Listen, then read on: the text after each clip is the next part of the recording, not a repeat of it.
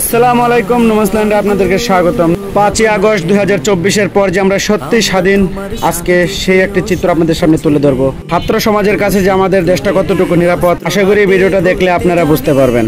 তোমার ভয় নেই মা, আমরা প্রতিবাদ করতে জানি। মা গো ভাবনা কেন, আমরা হারবো না, হারবো না। তোমার মাটির একটি কণাও ছাড়বো না, আমরা হারবো না, হারবো না। তোমার মাটির একটি কণাও ছাড়বো না, আমরা পাজর দিয়ে দুর্গ ঘাটি গড়তে জানি। তোমার ভয় নেই মা, আমরা প্রতিবাদ করতে জানি। মা গো ভাবনা কেন, আমরা পরাজয় মানব না। মা গো ভাবনা কেন।